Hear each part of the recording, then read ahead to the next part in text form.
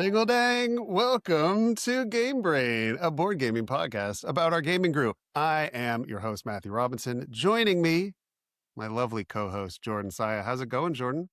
Going great. How are you, Matt? I'm good, thank you. We are recording the day before Christmas Eve day. Right. Christmas Eve. I think I said that like the Goyashika, right? That sounded good. That sounded great. That was Very perfect. good. Happy Yeah. Hanukkah, by the way. We just finished Hanukkah a couple days ago. Yeah. Happy Hanukkah. Just ended on Sunday, I think. Chag Sameach, good to see Yeah. you. Yeah. Mazel Festival tov, of Lights, Mazel Tov, all those things. Far-fetched. Right. We are winding down the year. This will probably be the last episode we record for 2025. I feel like we've done a good job since we said we were coming back hard, coming back strong, coming back with content. We've had a lot of good apps, a lot of video content. I've started some Kingdom Death Monster playthroughs. You're getting some stuff ready to roll out. Feel like we're hitting the ground running here. Yeah. It's taken me a little more time to set up, but hopefully more videos from me coming next year. But I have been watching your Kingdom Death campaign. It's been great. And I'm happy to be alive, at least as of where I left off, my character. So that's yeah, that's right. You're doing great. You're kind of the hero at the moment, I think. I know. I feel really special. And honestly, if you keep me doing well, I'll keep watching. That's my promise to you. This is the incentive. Okay, I'm down. I'm motivated by things like that. Yeah, so if you don't listen to solo mode, I started playing Kingdom Death Simulator, which is a computer version of Kingdom Death Monster, a way to play online.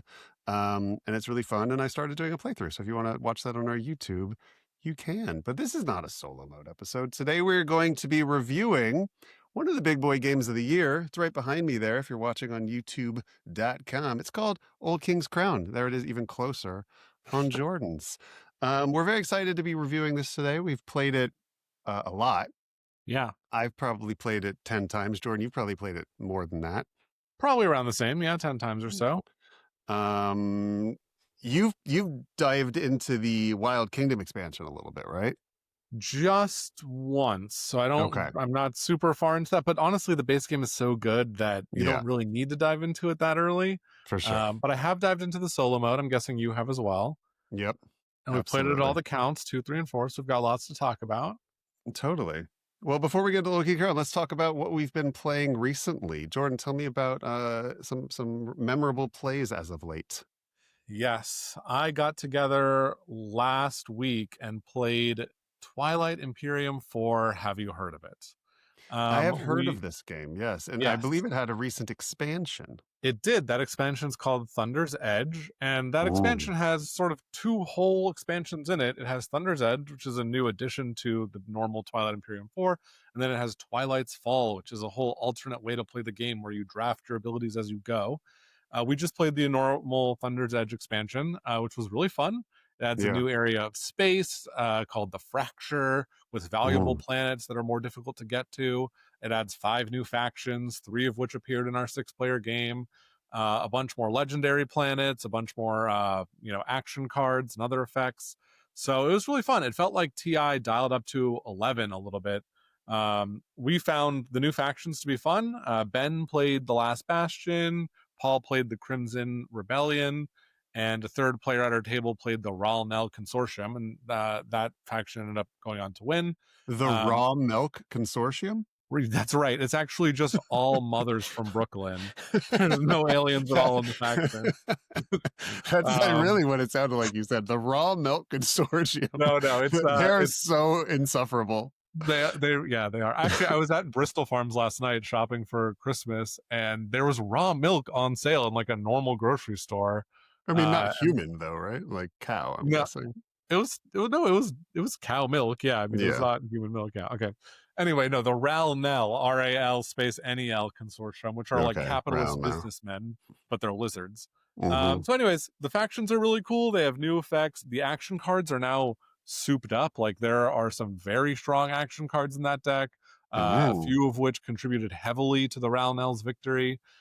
So anyways, it was a very fun game. Lots to explore in this expansion. Excited to keep doing it.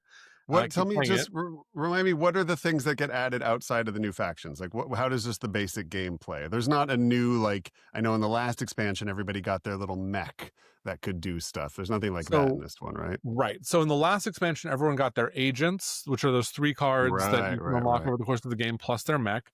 In this game, everyone gets something called a breakthrough. A Hmm. breakthrough is a card that you have to unlock, but when you do, it has some sort of powerful ability.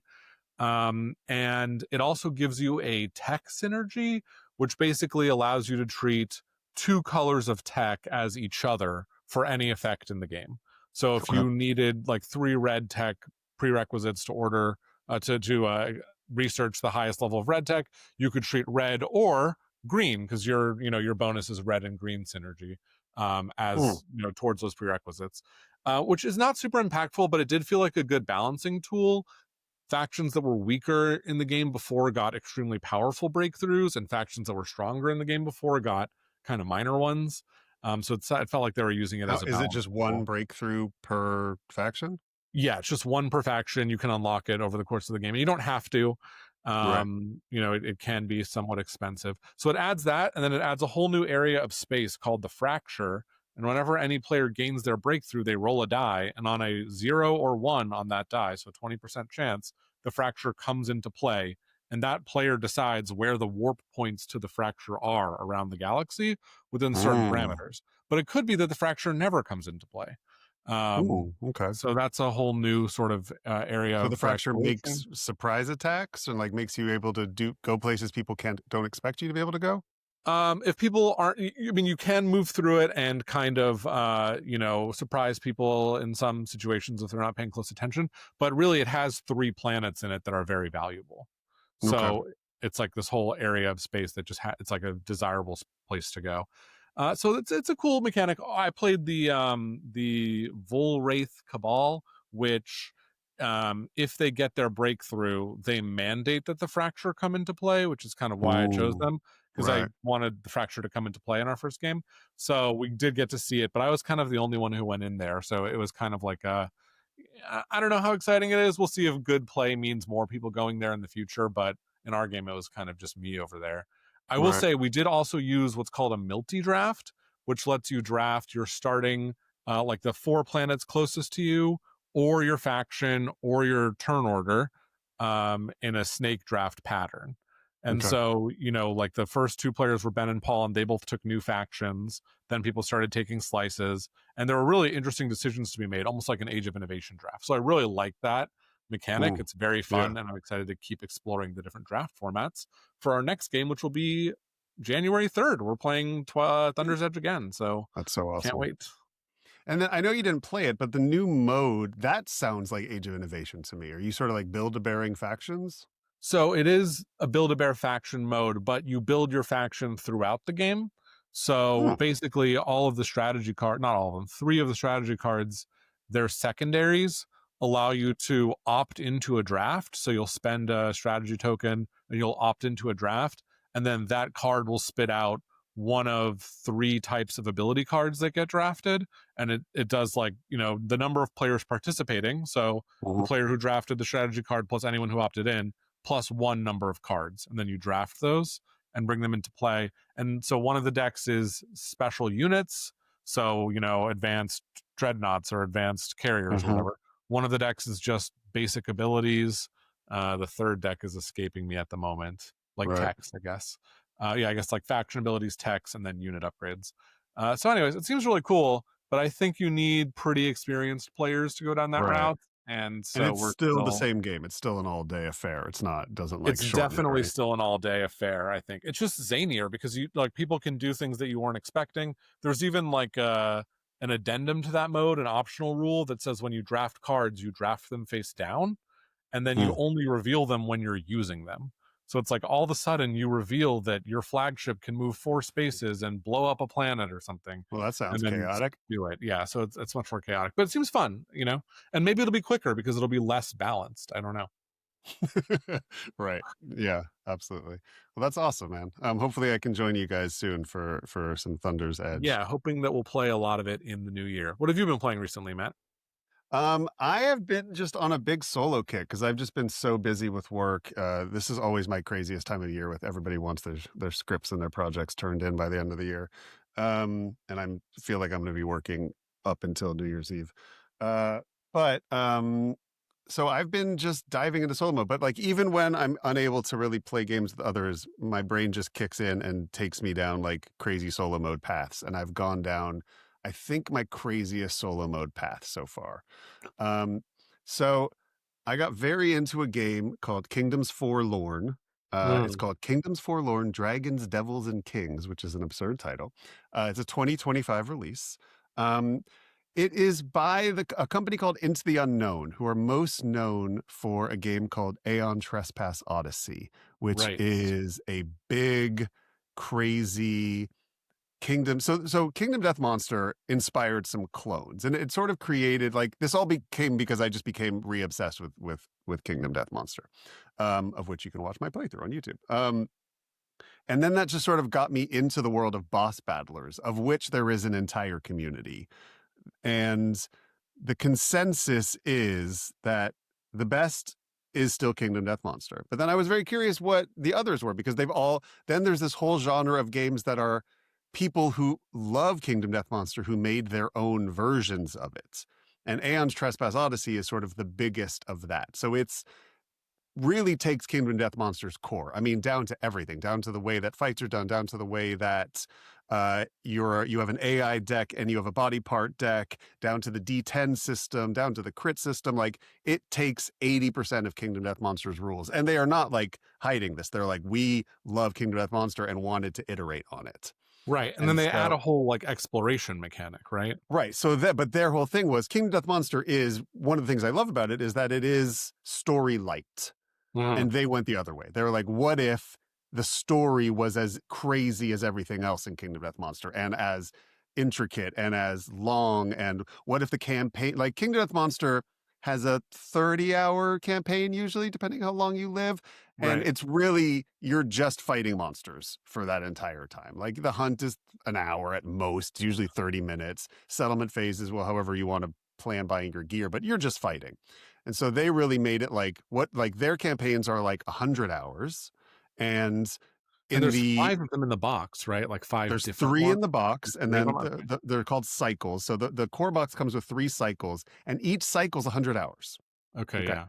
So there's 300 hours in the core box. And then 2 years later, or 3 years later, the second wave shipped with cycles 4 and 5, which are another 200 hours of, I mean, it's like, these Yeah. are lifestyle. But their whole thing was Kingdom Death Monsters is a lifestyle game. We also want to make a lifestyle game. We Sure. want to make a game for people who this is all they play. This Right. is their life. And And you and haven't played that game, is that right? Or you have? I have not. So Okay. the reason that I ended up going with Kingdoms Forlorn, so Aeon Trespass is a couple things. One, 100-hour campaign. That in Right. and of itself is almost like just a joke for me to even possibly take on. Sure. Um, it also it needs you to control four characters. Hmm. It needs you to do the bookkeeping on all four characters, and it also has, and this sounds absurd, but you can fail the campaign and lose it 60 hours in, and then Wild. start over. Okay, Yeah.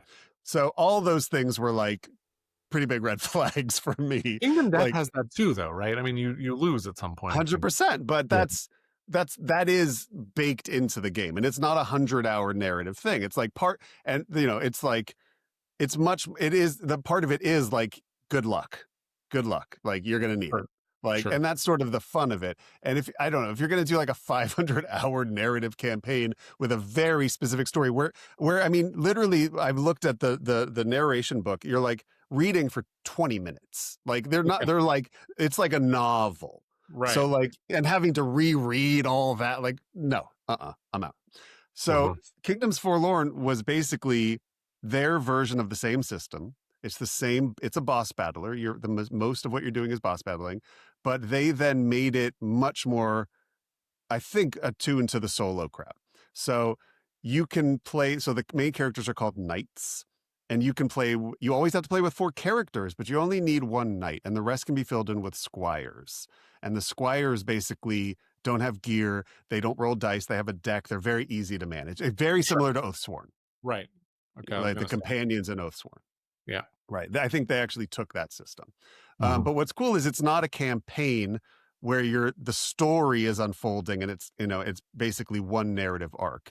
Each knight or each main character comes with a little novel, and it's like about an inch thick. And Okay. the campaign is that night story. I'll pull one out. I know it's an audio thing, but I'll show you. Hold on.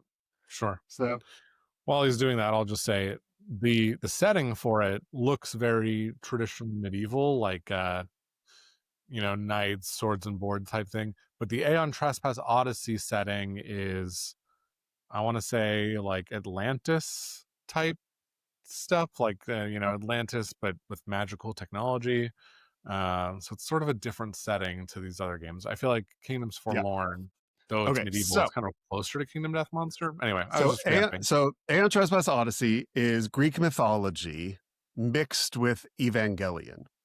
So you Which sounds play, really cool, I gotta which say. sounds so dope to me. Yeah, It all takes place in the world of Greek mythology, but you become like a person in that world who then mind melds with 20-foot tall titans in order to fight gods that that are the sounds bosses. amazing. That's the Yeah, best thing ever. yeah, Okay. okay. So, yeah, but that's cool. So, in the box, I'm showing you right now, there are very sort of small card game size boxes that come in this massive box. And the base game comes with 5 of these. There's expansion that comes with 2 more. In this Okay, box is everything you need for your night.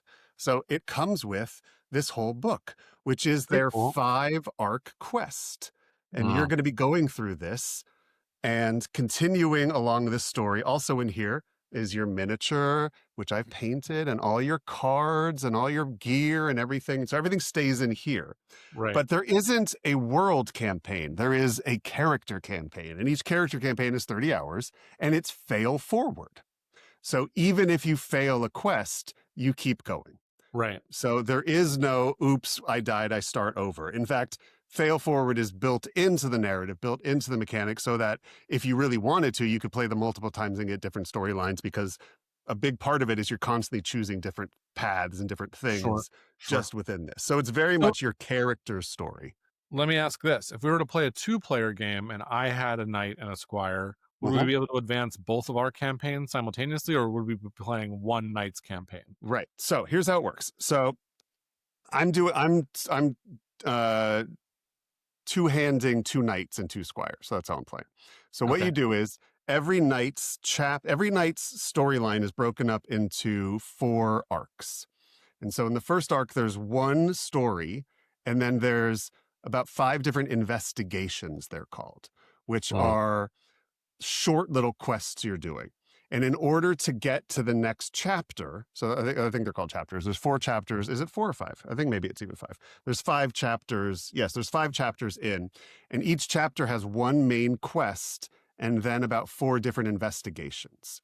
And in order to get to a chapter, you have to do the main quest and 3 investigations. okay, So you're going to be playing 4 sessions no matter what until you get to the next chapter. And when you get to the next chapter, everything in the world levels up also, depending on who's in your group. So there's mob tier, mm, which is like level 1. Then there's vassal, there's king, there's devil, there's legendary, there's dragon, there's all these different things, which opens up different gear, which opens up different bad guys you can fight, which upgrades the levels of the bad guys. So in order to get to the next tier in the next chapter, every night has to do 1 quest and 3 things. So if you're doing 4 players, you're going to be doing 4 sessions, and 2 mhm. of those sessions are going to be stories, and 2 of those are going to be investigations. So, because every night has to do 1 story and 3 investigations.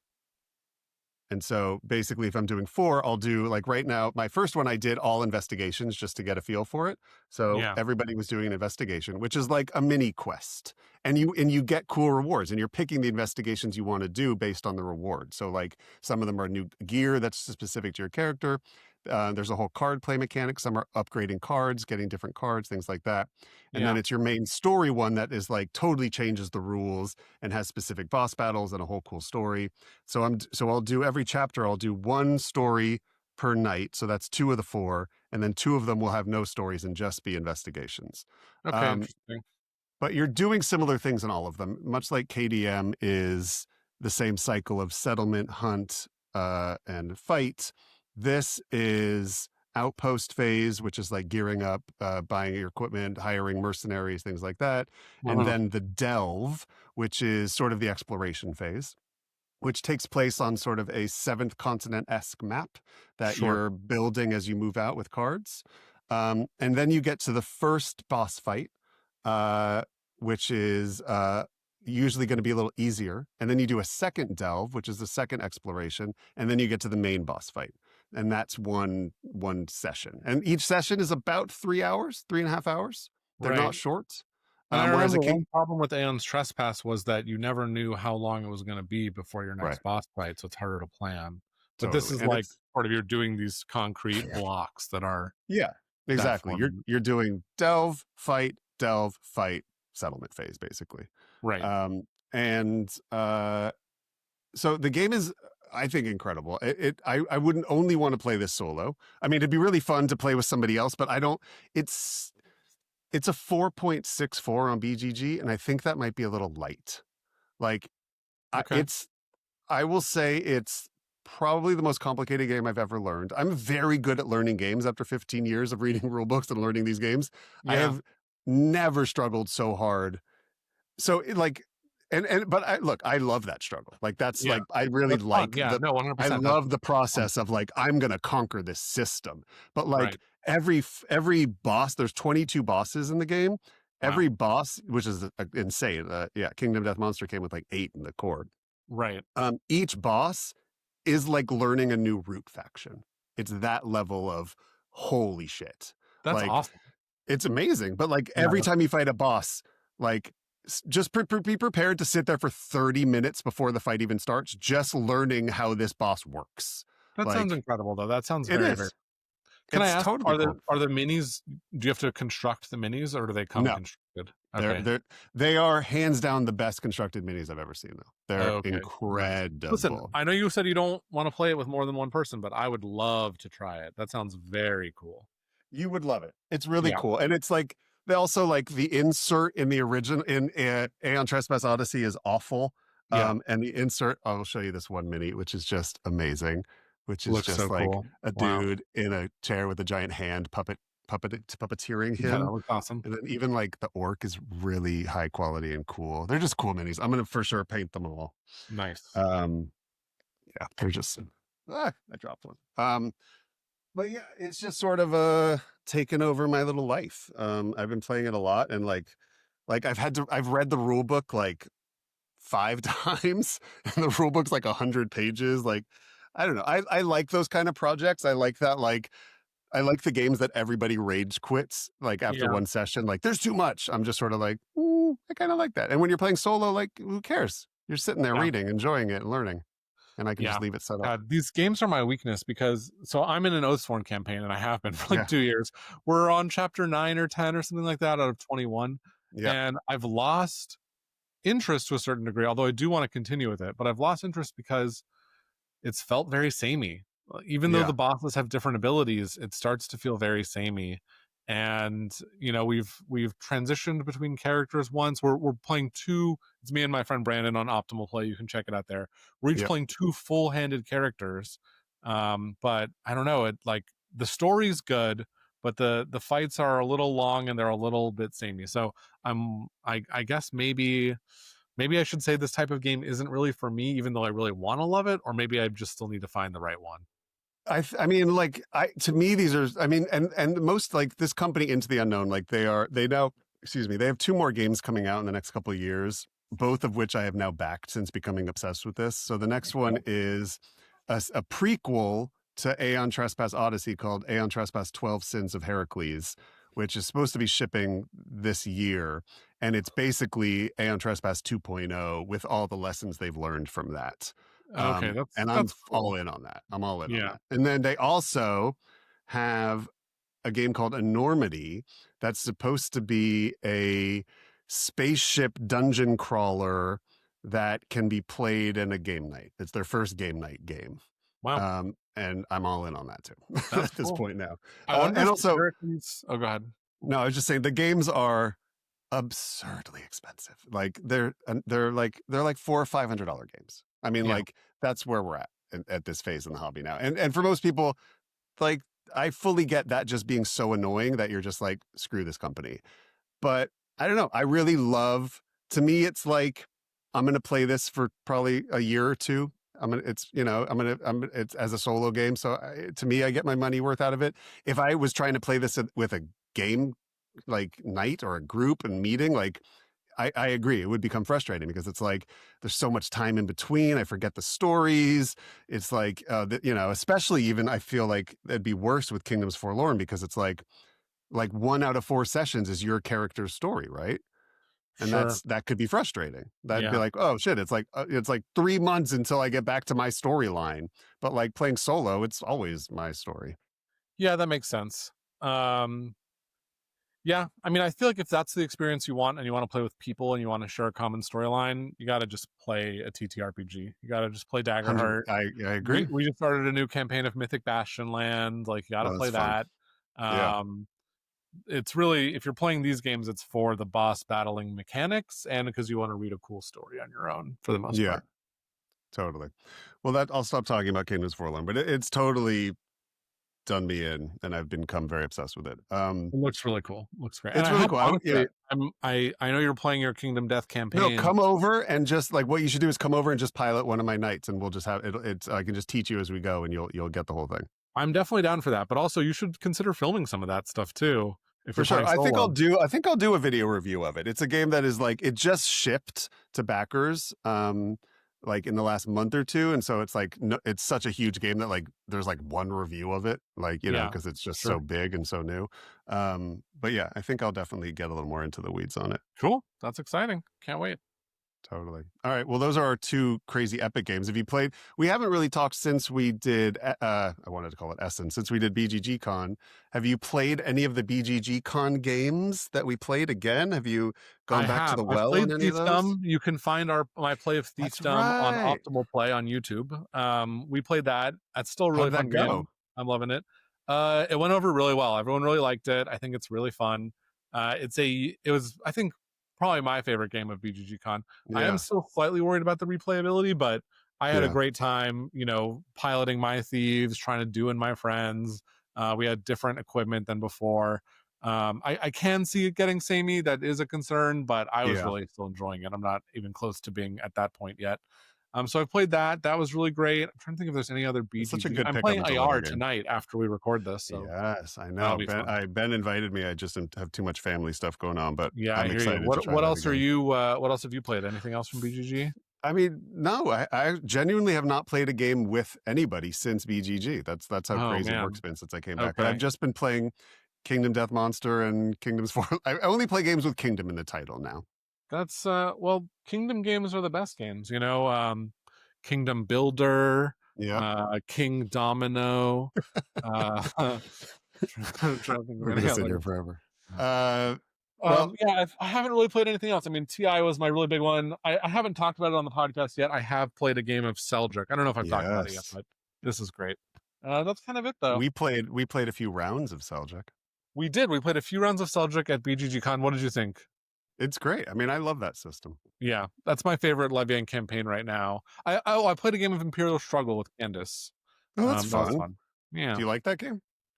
I do. But while we were playing it, I was like, in the end, I forget which one of us won. I think I won, but it might have been her. I don't remember. But either way, it came down to a draw of a random shit at the end of the Mm-hmm. game, and I hate that. It's so annoying. Mm-hmm. Like, Yeah. I mean, it drives me crazy, especially in a game that's so Euro game feeling. Like, you Mm-hmm. spend action points to put influence in certain places. It feels like a Euro game, and then the winner is decided by random shit pulls.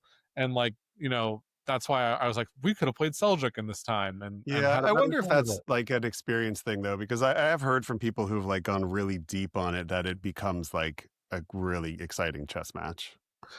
Cool. I'm not there yet. But yeah, So yeah, I didn't. That that's wasn't my always like experience, when I but yeah. think of like games that if I just like had a month with one other person and we just played a game every night, like how cool it would be to like go really deep on that game. That's always been like high on my list of games I'd like to like really play the crap out Interesting. of. Yeah. So that is something I want to do. I want to go more in depth on a few games. In fact, that's going to be kind of be the subject of some of the videos that I'm going to That's put good. out in the next few Our months. hobby has a lack of that in the last 10 years for sure. Right. But I don't think I would pick Imperial Struggle. I think I'd rather pick a Levian campaign game or Or Agent um, Avenue, you probably picked Coin, that. Agent Avenue. Yeah, Agent Avenue would be first. And actually, honestly, Old King's Crown is one that I Mm. think you could go super in depth with and get a lot of juice out of. So, What um, a great segue. oh, thank you so much. Let's talk about the game of the week, the game du jour. We are talking about Old King's Crown, still number one on the hotness on BGG. I Yeah. don't remember a game that has been this long on the hotness Well, it went down in a for a bit long and then it time. came back up, and I don't know why, but it came back up this week, I think. I wrote a I think, little intro, Matt. I decided to try writing one. oh yeah, You want to hear it I here? would please hit me. Okay. The old king is gone. The kingdom whispers of a peaceful death, of murder, of flight, of moon induced lunacy. All that is agreed is that he left his crown for the people to fight and kill over. Now arise the heirs apparent, the king's son, a mere child. The nobility insists he is imbued with divine right. A nomadic clan that has declared a new constitution, the workers' unions and serfs seeking redistribution, and a dark cult that would turn the kingdom to their own mystic purposes. Now a war is fought on the farms, in the streets, in the kingdom's sacred corners. Who will win the hearts of the people, and what will it cost?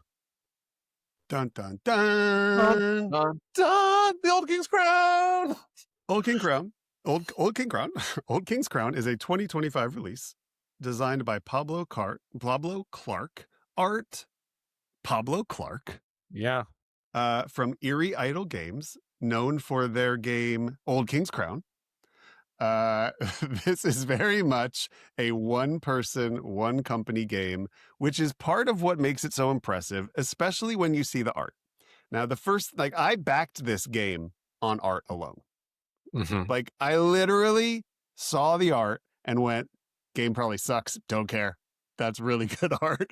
And like, just realizing that the same person who did what I think is maybe the best board game art I've ever seen in a board game also designed it, and that it's not an unplayable box of trash is shocking. And then when you think that it might actually be maybe the best game of the year, it's kind of mind blowing. Yeah.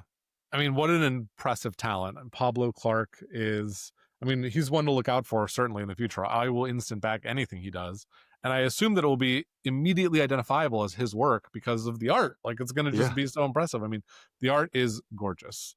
I don't think any designer has ever come out with this big of a like just mic drop on the hobby, like art, Yeah. And game, honestly, boom, hit. it took 7 years for him to work on it, right? Like Right. the Yeah. project was almost a decade long. But the Kickstarter was only a year or two ago. So, Yeah. it wasn't like it was publicly Delivered quickly, uh, almost on time. Another shocker as well. right, exactly. He really did it. He really did it right. He did it right. He studied how everybody else made mistakes and he made none of them. Right. Weighted at a 3.56, which feels about right. It's a 3.5 game. Sure. I would say it's medium heavy. I would not say it's heavy. I would not say it's medium. I would say it's medium heavy. Plays 1 to 4. I have played it at 1, I have played it at 2, and I have played it at 3 and 4. I've played it all of them. Mm-hmm. It says best at 3 on BGG, and spoiler alert, I would thoroughly agree with that, although I love it at all the counts. If I could pick, I do think it's best at 3. Purely from a time to juice squeezed ratio. Because it does get longer with more players and also more chaotic. Yeah, I think for my money, I'd also pick 3 as my favorite count, but it's more about the chaos of 4. Although I still really enjoy it at 4, I find it a little bit more chaotic than I would want. So what is this game? Jordan, why don't you hit us with like the basic elevator pitch of the mechanisms? Yeah, so the Old King's Crown is a game. It is a 5-round game, and it is a game where you're trying to score the most points. The way you do that is by winning these 3 battles that occur every round, and everyone will commit by default 1 card to each of those battles, and you'll flip them over, and the highest card will win. Now, there's a lot of other rules and abilities those cards might have that might change the outcome of those battles.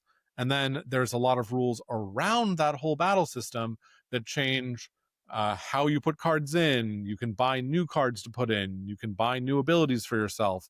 There are actions to trigger outside of those combats. So those battles, those 3 lanes, they're almost like lane battles, are the focus of the game. But there are so many systems built around it that make it a really rich experience. And in the game, you'll play as one of 4 asymmetric factions: the nobility, the clans, the uprising, or the gathering, which is a mystic cult. And those different factions will have unique asymmetric abilities, both that they start with unlocked and that they can acquire over the course of the game, that will sort of differentiate their play. Is that Very a well good said. good No, starting point? that was amazing. They should put that on the back of the box. Um, when Hmm. I first read the rules, I thought, oh, it's like the card game War, where 2 people put a card face down and flip it over and see whose number is higher. But then if it was redesigned by someone on a lot of meth, Mm, it's just they took that and then they said lane battlers are cool. Lane battlers almost like a MOBA, but sort of also like Air, Land, and Sea, and a lot of these sort of small right. lane battling card based games that people have been Compiles playing a recent recently. one. Compile is one, yeah, Right. or even just Marvel Snap. Sure. Yeah, so this idea of like each lane has slightly different rules or slightly different rewards, and then you're all going to be playing different cards there as sort of units vying for, a numerical control of that lane. And then when you win lanes, you get points, and if you go all in on lanes, you can win more points. And then yeah, mix that with, I wouldn't say root level asymmetry, but pretty cool asymmetry. I mean, like there are 4 Yeah. factions and they all need multiple plays to feel comfortable at, I think. I think that's right. Yeah, these factions are interesting because they start with identical decks of, I think, 14 cards, Right. and they can only acquire 5 new cards over the course of the game. And then they also start with 4 asymmetric powers or 5 asymmetric powers. But in any event, like the fact that those decks are the same makes the game feel a lot more readable. And like you can sort of, at the start of the game, what your opponent's deck is made of, and then the asymmetry grows over the course of the game, unlike Right. root where you start out and you're immediately plunged into the asymmetry. Yeah. The only thing that's different about each faction off the jump is uh your traits, which are sort of like one time or maybe 2 or 3 time bombs that you have. They're these sort of threats that your little arsenal of weapons that Hmm. most of them are one-time use in the entire game. Right. But deciding when you're going to use them and how, and knowing that the more you play the game, the more you start knowing all the different factions, knowing the threats they have in their arsenal that they can drop on you at any time. And some of them are terrifying. And, the whole game revolves around when this person is going to do this horrible thing. Like there's that one faction that causes everybody to discard 2 or 3 cards from their hand, Yeah, which just that's can an like uprising ability. Crazy. devastate the game. Hmm. And like if they do that at the round, you have to act like they're going to do that every round. Like you have to always be prepared for that kind of until they do it. Um, and then you also have one power that can only be unlocked if you win a certain lane. That gives you this little token that has certain charges on it that allows you to sort of tick down this little Right. It's charge like a little hot token. potato that it turns Right. on an ability for everyone. And the ability is different depending on which faction you are, but you need that Right. little token in order to do it. And then Um, the rest of the asymmetry comes from maybe my favorite aspect of the game is I don't really love bidding games. Like that's something I always sort of get a little bit like, I don't know. It's a level of random feeling interaction that often rubs me the wrong way. Maybe I just play with people who are just so good at it that I find it frustrating. But I thoroughly love the bidding parts of this game, of which there is a lot at the beginning of every round.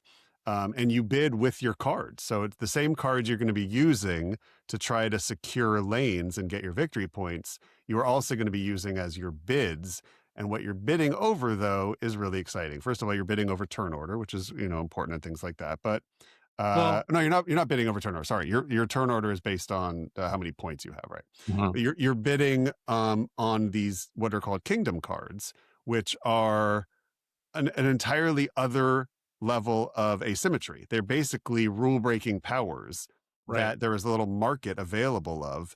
And every round, people are going to be bidding on them, and they are not balanced, which is why they're great because some of them are really good. They're all good, but some of Right. them are really good. And like They're you're more intentionally unbalanced, right? It doesn't exactly feel like they're too crazy to be in that deck, right. but there are some that are better than others, and those are going to demand higher Right. bids. And if in any time there's bidding in a game, if things are all of equal value, then what is the point of bidding? Like Right. it doesn't Right. matter. Nobody Right. bids anything and we all just take one and they're all good.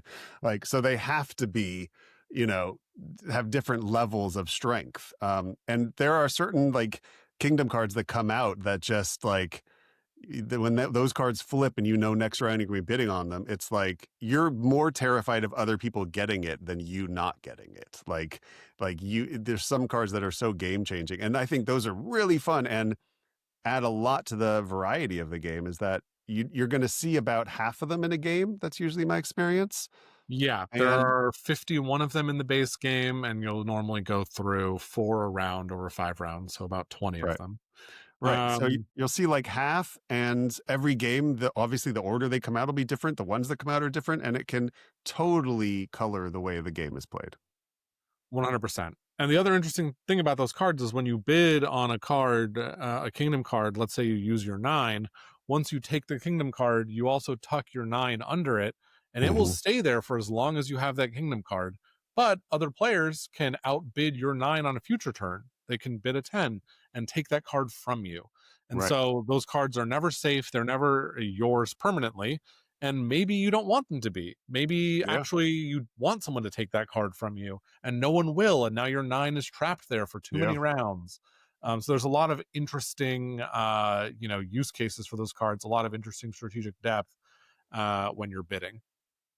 There's so many cool decisions in this game. And the game is, when I first read the rule book, I don't know if I'm turned off by procedural games in Euros, but what I mean by procedural game is a game where in every round you go through the same sort of steps of things. Like the game that comes to mind when I think of procedural games most is what's the Cole Worley John Company. John Company. That to me is the king of the procedural game where every round is broken up into 15 different sections and you move down and now we do this and now we do this and now we do and it's just like I enjoy that. I think it's really fun, but it can often make me feel like I never get in the flow, if you know what I mean. Like Mm, I never like really find my footing because it feels like we're playing a different game every 5 minutes. Um, this one does it in a. I mean, I love John Company. John sure. Company is like that on crack. Like it's just it, and I think it's fascinating. But this one does it in a way where it's very easy to understand all the different parts of the round, and they're all equally, I think, interesting and exciting and Mm, like, it's not just like, oh, we're going to do this thing before the fun thing happens. And then we're going to do this cleanup thing after the fun thing happens. It's like the cleanup is cool. And like the things that happen there, and you're bidding on different things there. And then the beginning is cool with the kingdom cards and then the lane battler. And it's like, you're almost equally excited for every section to come. right. And on top of it, it lets the designer create the sense of tension. Like one of the coolest decisions is when you're putting cards into the battlefield, there's sort of 3 steps. There's everyone puts out a little token called your Hmm. herald that says, I'm going to try and win this section. And if I, Yeah. this lane, and if I do, I get an extra point. Then everyone puts out their cards face down. Then everyone gets to take a round of special actions that you can take during this phase, and only then are the cards revealed. Yeah. And so they're like, It's a by the huge time the build up cards to are the revealed, war. you're really excited to see those cards. Yeah. And, there are a bunch of decisions you have to make where a lot of information is still unknown and you're locked into your choices, like your primary Yeah. choices, the cards you're playing.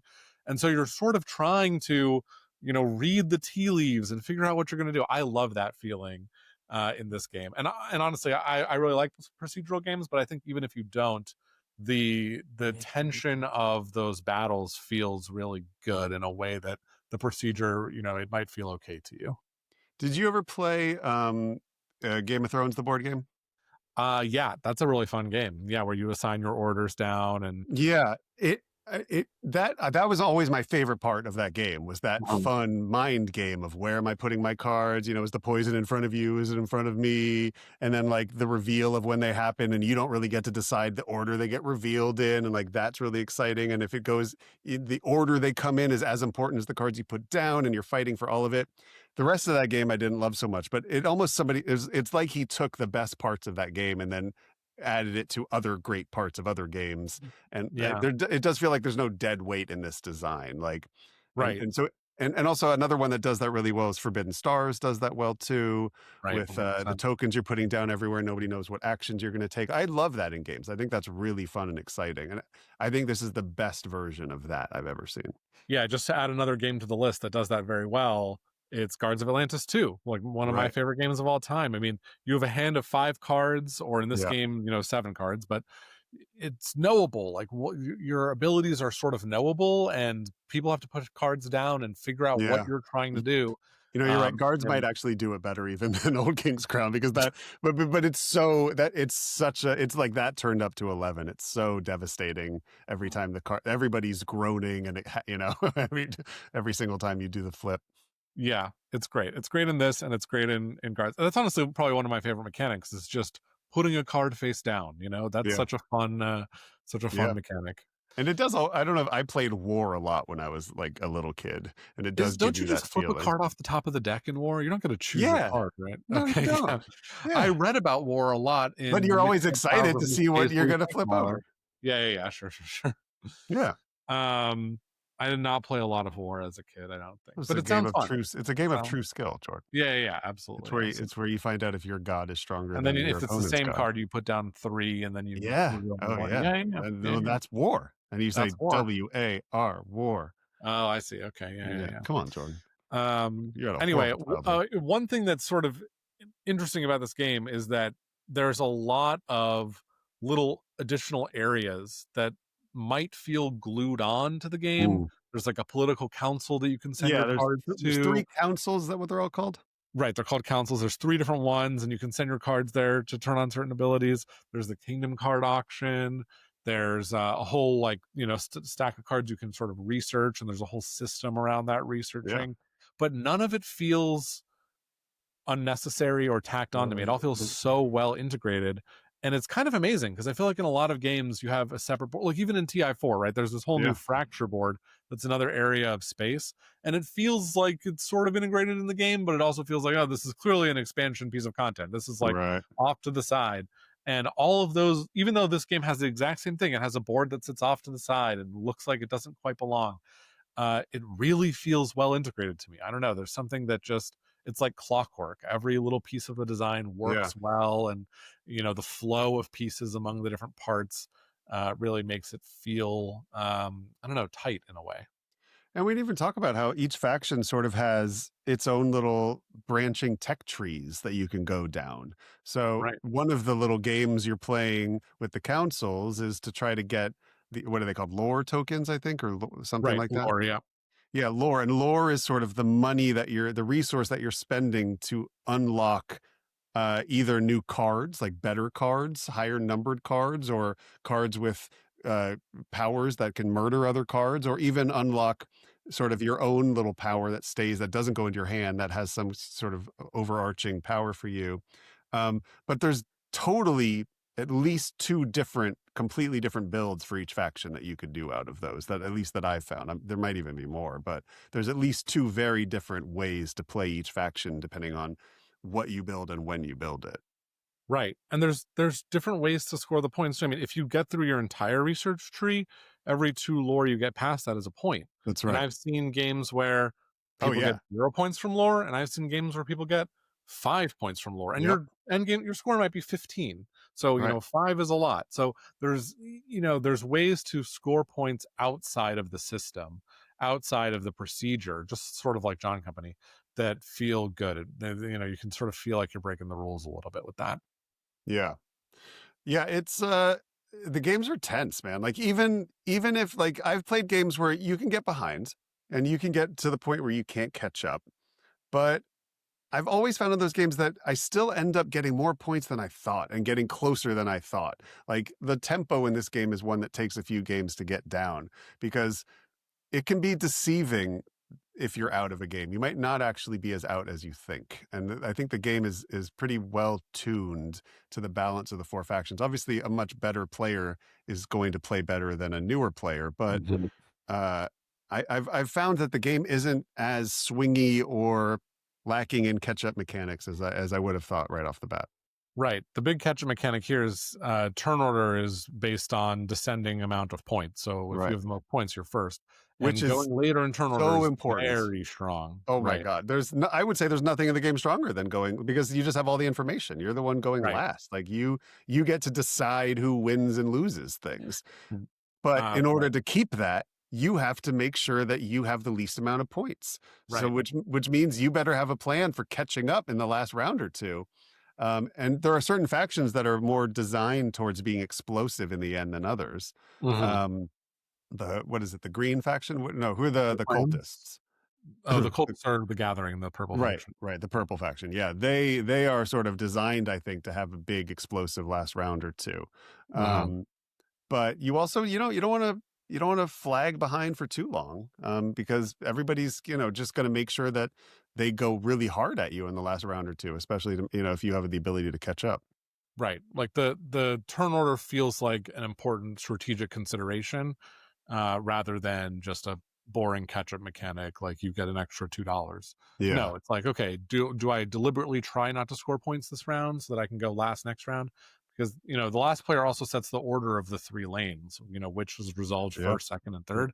And that's also Which should hugely impactful. really ruin your day Right, right. if that Because you doesn't have go the way some you cards have wanted. abilities that let them move between those battles, for instance. And if the third battle is the one where you put your card that can move, well, guess what? Your card can't move. It didn't get revealed until the end of the battle phase. Yeah, So there's certain considerations like that. So, anyways, yeah, I think it's a truly phenomenal design, and we should say two new factions are coming. There's a right. new Kickstarter game found coming in March of next year, probably to deliver in 27 for the expansion. I think the reprint, that because they're also doing a reprint, will ship in 26. But in any event, this is a game that I imagine will keep going for a long time, and that I can't wait to just play and play and play. Yeah, it feels like I'm trying to remember. I mean, honestly, it feels like the same kind of feeling that Arcs had, where it just sort of was clearly, and I don't like to say clearly the game of the year, but clearly I think it's the design of the year. I think you can, I mean, the game of the year is very taste dependent, but is it the most influential design of the year? Is it sort of the biggest story in heavy games, medium heavy games? I think so. I can't think of a medium heavy Euro that's left a bigger imprint on the hobby this year than Old King's Crown, or had Yeah, been a bigger story. I think the only one that comes to mind is Hot Streak. Right, which is definitely Right. not a No, I Euro know. or medium or heavy game. Yeah. I mean, people love Speakeasy, but in no way, shape, or form has it had the online uh, buzz or talk that this has had. No, Uh, and Speakeasy is great, but Speakeasy is also just it's another Lacerda game, and it's going to feel like another Lacerda game, and this feels not quite like anything else. We've made comparisons to John Company, to Root, to Arcs, or to TI. Dark Atlantis, but it doesn't really feel quite like any of those things. It feels like its own special sauce, its own special system. Yeah. Let's talk about player count. So I have played this solo. This is designed by my favorite solo designer, Ricky Royal, Hmm. who also did PAX Premier Second Edition, which I think is incredible, and Both. Oath, Um, which is also amazing. He's also just one of my favorite YouTube board game personalities. He may be my favorite. I've been watching him as long as I've been in the hobby. He taught me to play Mage Knight on his channel my mm, first year in the hobby. He really helped me understand how to learn Euro games and heavy complicated games. And he's just so great at designing. He also has a game coming out this year called Deckers that I'm very excited about. It's a iteration of a game he had done before. But he's just a brilliant board game fan and designer. And the solo mode in this is really easy to pilot. mhm. Um, if you know how to play the game, tack on 30 more minutes to learn the solo mode. It's not that hard. And you can bang out a game in an hour, 45 Yeah. minutes, an hour. They're really fun. They're really tense. It's a really good, what my favorite type of Euro solo games are ones that make me a better player in the multiplayer version and Hmm. give me scratch a similar itch to playing that. And it does that for sure. Yeah, it's a brilliant design. They're very lucky to have and very smart to have brought him on to do the solo mode for this. Yeah, the solo mode's great. I mean, you can the solo mode has these cards that sort of dictate the actions of the solo player. There's a few different types of cards, but they become knowable over the course of the game, so you can sort of get a sense for what type of solo opponent you're playing against, and you Mhm. might see that same effect again, and you might not.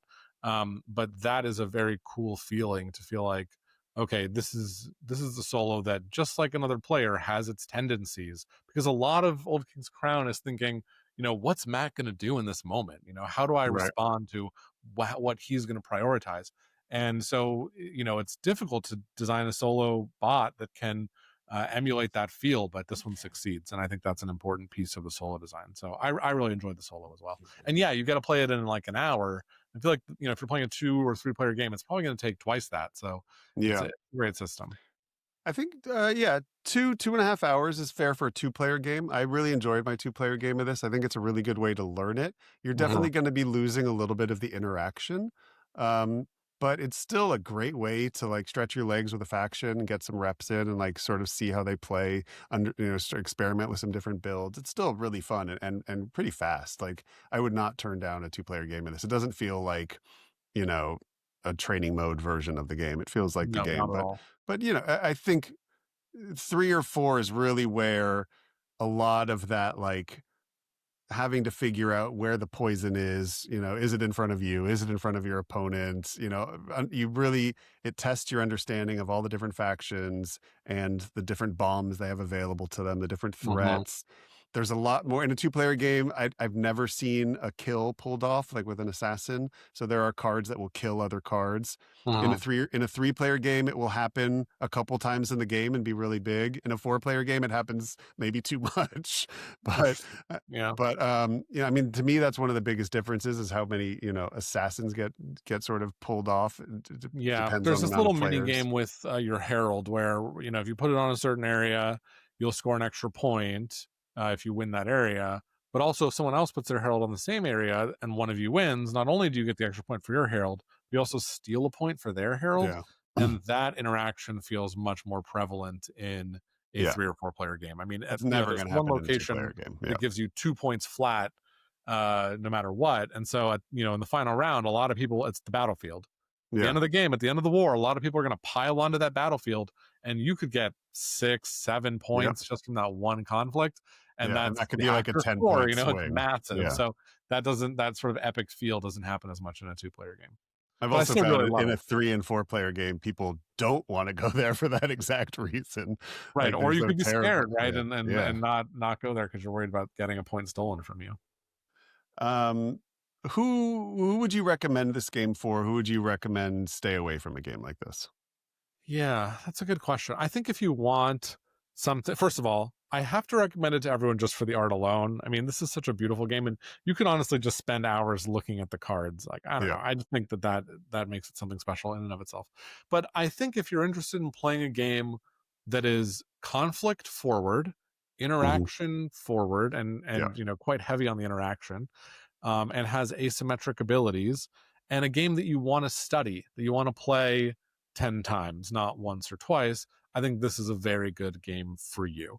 If you're in the crowd that wants to play a new Euro every week, or a new Euro every month, and you just kind of want to cycle through new games that give you a new puzzle to solve, I think this is probably not for you. It's something Yeah. that you really get the most out of by playing it repeatedly. And you have to 100%. want the interaction, and you have to be okay with the interaction.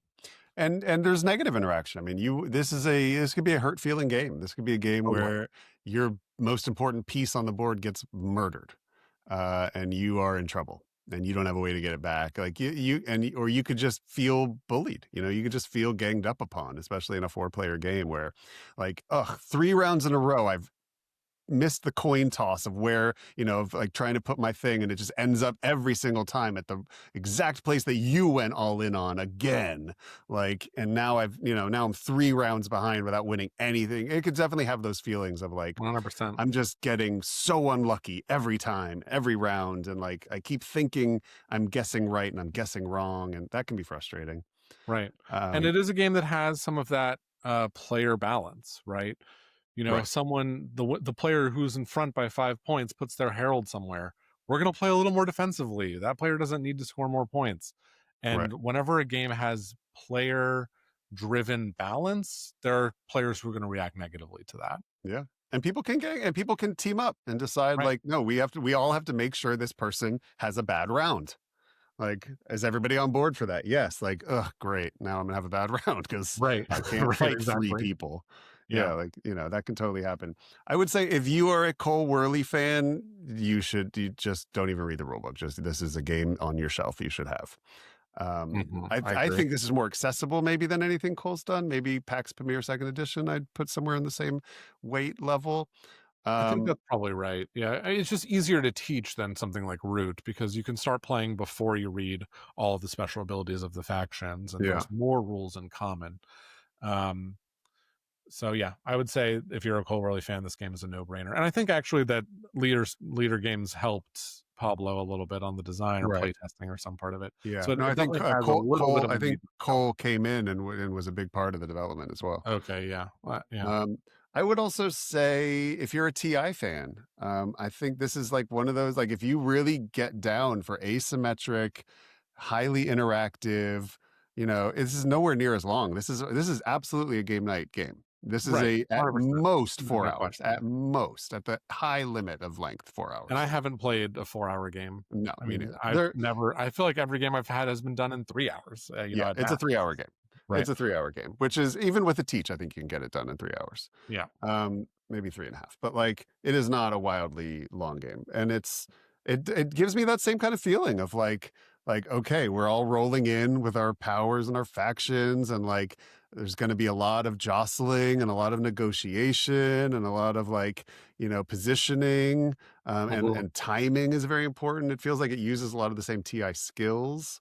Um, Sure. it's all about like when to push your chips in, when to hang back, when to flag, when to be the leader. All those things are really important. It reminds me a lot of Forbidden Stars, but more on the Euro side than the Ameritrash side. But that Right. it No feels dice. no dice, no minis, no pushing my troops in, no bombardment from space, none of that kind of stuff. But like um, but still that same sort of feeling of like, we all have these powers available to us and we have a limited amount of actions we can do to try to score the most points. Sure. Um, It feels kind of close to guards. I mean, guards has more mm, action asymmetry. I mean, there's 30 or whatever characters, and here there's only four. But the asymmetries here are a little bit more complicated than guards, probably. mhm, At least of the 1 star characters. But anyways, it has a similar feel to that, where you're putting cards face down, you're learning the asymmetric factions. Timing is extremely important. yeah, Guessing what your opponents are going to do is extremely important. yeah, So I would say it falls into that category as well. I will say as well that Ben, who does not like a lot of leader games for the most part, or doesn't love them anyway, liked this. He didn't say he wanted to play it a million times or that yeah, he's excited to buy it and jump in, but he enjoyed his plays of it and said he'd play it again. And yeah, so maybe if you're the member of your group who's most interested in this type of game, and you're a wolf in sheep's clothing among the Euro players, maybe this is the game to start trying to introduce them to this area of gaming. I think I'd yeah, probably put this out there first before guards or root. Certainly yeah, before you die. yeah, totally.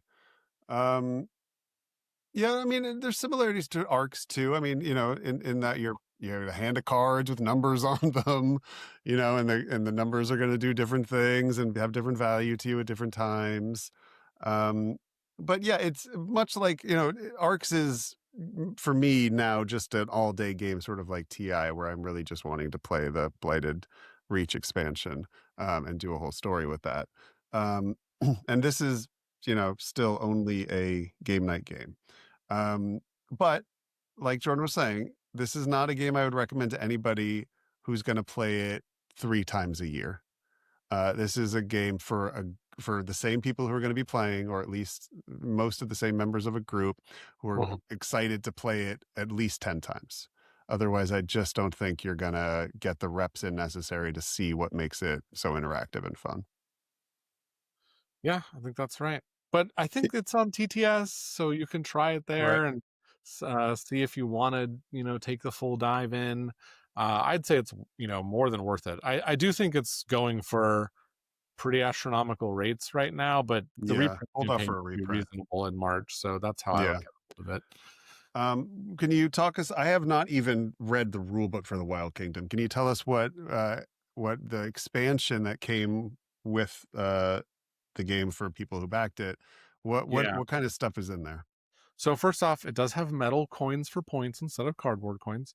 Very Um, important. it also very very important. It also has a new card for each faction that is Hmm. like a mythical monster and a token that goes along with that card. So it's like a second bluff token along with your herald you can put out to say that this area is important to you for a different reason. So there's going to be more interaction around that. Um, we didn't really discuss this, but each of the lanes in the base game has two locations, two different rewards that you can trigger for winning that are Right. paired together at all times. And the expansion comes with a way to vary up which of those are paired together. Um, it also comes with a module for a neutral faction from which you can buy cards for your deck. It comes with more kingdom cards that are, I think, a little bit more zany and maybe a little more powerful that add Hmm. a little bit of spice to your kingdom card deck. It does say that you're not supposed to mix them all together. You're supposed to keep a 51 card or so deck. Okay. You have to like sort of do some swapping around and thinking around that. I'm trying to think what else it comes with. Oh, it comes with this whole there's a system here that I don't fully understand, but it's like a board that you can bid on to get even more wacky abilities. My box is a little messy, so I won't pull it out. So basically, it's just a bunch of modules. You can add them all in. You can add one or two in and see how it goes.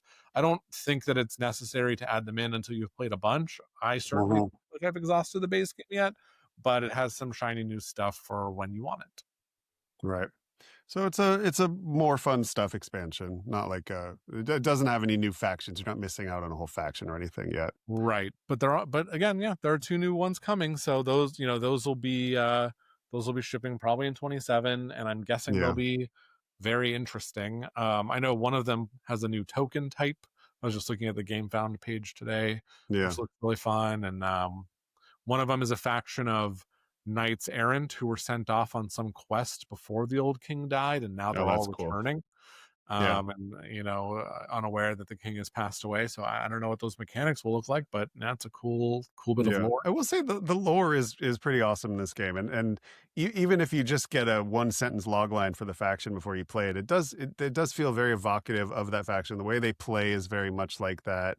Like there's the green faction, which are people who were exiled. They're the exiles. Is that what they're called or something? The No, the clans, clans. yeah. Right? They were like exiled from the kingdom. So basically, the story of the game, which we're getting to an hour into our review, the Mm. story of the game is the the king is dead and who's gonna be the Well, new the king king? is gone. We don't know The what king, happened. right? Sorry, not even dead. We don't even know where maybe he's gonna be a faction later on. The king is like gone missing. Like Mhm. he's just pulled a a vanishing move and he's just gone in the night. And so all these other so like his son is one of the factions. That's like, Mhm. his little shitty son, his little Nepo baby son, who's like, he's got a lot of defensive powers because he's been there a long time and he knows all the powerful people and they're going to defend him. And then you've got like the people who were exiled by the last king who are like, oh, that dude gone? We coming back. And they're coming in hard and they move really quickly and fast and they're very agile and they can go lots of places. And Right. then there's like the killers, like just the murder, the assassins who are like the rabble, the people, the street people who are going to rise up and like anarchy. They're going to take over. No systems. They want chaos. Right. And then there's the cultists who are like the weirdo people in the woods praying to rocks and they got their own little thing about some new weird gods, pagan things coming in. They're going to do some weird stuff. They take a little while. They Rituals. take a little while to get their rituals going, but then if you don't stop their rituals, things are going to get rough. So Right. and like so that's like a 1 or 2 sentence explanation of each one. But the factions really play like that, and you can LARP the hell out of it. You can like really get into the vibe of your faction. Right. Yeah, the abilities and the lore tie in very well together, right? The nobles are defensive, they're entrenched, the clans are quick moving. The uprising, the people, they're very violent. And Yeah, then, the gathering and hard to predict. and hard to predict, right? And then the gathering have They're just magical effects weird. that mess Yeah, with the rules of the game. And yeah. I figured I would just bring out at least one card to show. This is, I don't know if this autofocus will do that well here, but this is the heir of The nepo the noble baby. faction, the Nepo baby, and the art's great. So I realized I turned my autofocus off, so that's not going Yeah, to turn out it's great. But that's always okay. and every time anybody plays that faction, you have to just play like it's just a little sniveling brat. Right, a Lord It's just like, Farquaad voice yeah, or exactly. something Like, like that. I'm going here. You Right, take this over exactly. here. This is my lane. Got to play that guy the whole time. Yeah. Um, well, where are you at with this game, Jordan? I mean, for me, it's a clear 10 out of 10. Like I mean, it's not it's on my list of favorite games. My favorite games are what? Guards of Atlantis, Blood on the Clock Tower, the Whirly trilogy, right? Oath, Arc, Ti. and Root, Ti. Well, I don't know, Ti, and this is really high up there. It doesn't Well, supplant any of those games for me, but it certainly goes on that list of super interesting, very interactive, highly asymmetric games that I just want to play again and again and again. Certainly my favorite game of the year and one you absolutely should check out. yeah. What about you, Matt? Yeah, I'm with you. The only game that came out in 2025 that has a chance to knock it off the top spot would be Kingdoms Forlorn. So I got to do some Well, deep thinking about that. But they're both games that are worth obsessing over. Old King's Crown is absolutely a game worth obsessing over and getting really into, and it will pay back everything you put into it, like all great games do. right. And I should say, if you're interested in obsessing over Old King's Crown, first, I'm going to be putting out some video content for it next year. Look forward to that. But also, Awesome. there's a YouTube channel called Jaffles, I believe. Yes. And Yeah, she's great. I've watched a whole bunch of her stuff. It's so right. good. So she has games. There was a league before the game came out that was played on TTS. You could watch old games. But I think she recently did a ranking of all 51 Kingdom cards and like a S tier through D tier, whatever ranking. And it was really interesting to hear how she thought about the cards because she's played the game a ton. And she Yeah. said, this card is great for the Nobles faction if they can get it early, but otherwise it's crappy, whatever. That video was really enlightening for me. It helped me, come to grips with some of the depth of the Kingdom cards. So I definitely recommend checking that out. I'm sure she'll do more content about this game. I think all of her content is about this game, so I would Yeah. expect more coming. I think, Uh, and I'm not 100% positive I'm using the pronoun correctly. I apologize if it's not she. But I believe they were play testers as well, and were very involved in that aspect of it because some of the videos I was watching was really getting into the different iterations of the game. But yeah, Jaffles is great. Check out Jaffles. A lot of yeah, and we had the amazing pronoun content for the right game. based on the YouTube Okay, cool. stream. Yeah, yeah. But But yeah, super cool. super cool. Definitely recommend checking out Jaffles for more Old King Crown content if you're not watching it from me. Or I think there's also a play I did on Optimal Play that you can check out. Yeah. The game is good when there's already like entire YouTube channels dedicated to it. Right. Um, I Cool. think that covers our review. What do you have any gaming plans for the holiday? You going to do any like typical family game kind of stuff or? I'll probably break out Hot Streak at Yeah. Christmas. Maybe a little Magical Athlete. I am playing AR tonight. I'm hoping to play some Silos and Ego, which are Reiner Knizia Ooh. reprints that Oh yeah, recently yeah, shipped. yeah. Oh, that's fun. And then TI on 1.3. I can't wait to play that game again and to do another Milty draft. So that's Yeah. kind of the big plans for me. And also, Matt's going to have me over to play Kingdoms Forlorn, and I can't wait for that. I Uh, really do. I really do. I would love you to come over and just and go through, a whole chunk of the game. Check it yeah. out. What about you? Any other holiday games you're planning on? Yeah, Hot Streak, Magical Athlete, definitely gonna do make the cut for family time. Um, let's see. My son and I might get into some Agamonia. We've been Nice. maybe gonna get into that as a fun campaign for us to go through. I'm also like sort of tempted to teach him Elder Scrolls. I Mm. don't know if it's, I think it's like right at the, might be like one notch more complicated than he's ready for, but also like I could be wrong and he'll be totally ready for it. I just think that'd be a fun one for him. And I think he'd dig the character building. Yeah. I mean, the pros of that is, like whenever you're making a character building choice, there's only a few options. So that might Right. not be overwhelming. Yeah. I don't know what it's like with Agamonia. We only played that once. Yeah.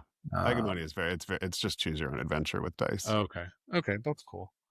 Um, but Yeah, yeah. I feel like that's mostly it. Maybe a little Fate of the Fellowship if I'm feeling a little spicy with the family. Ooh, God, that game's good. Yeah, that's probably my. I mean, no spoilers for end of the year, but that's going to be also be very high on my end of the year list. Yeah. I Well, it's a have good such time a to do a little teaser plug. I think we're doing our end of the year lists earlier than normal. We usually do them in April, usually but I March think or we're doing them April. in January, right? I think we're going to record it right when we all get back from break. Yeah. Right. So you can look forward to that as our next bit of content, our next podcast, a ranking of our favorite games of 2025. Yeah. And we've timed this in such a way that we should still have another episode up in 2 weeks. So um, we won't be missing any eps due to the holiday, I don't believe.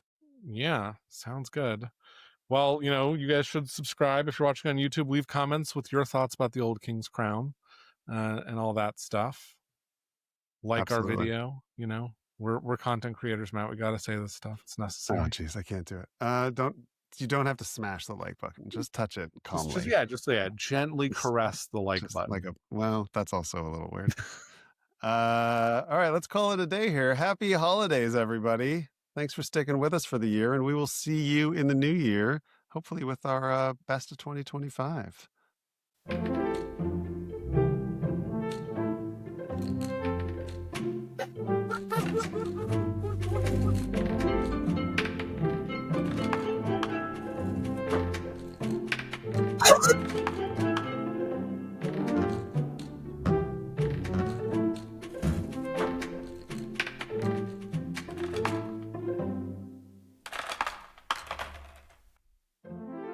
See you later. Thanks, everyone.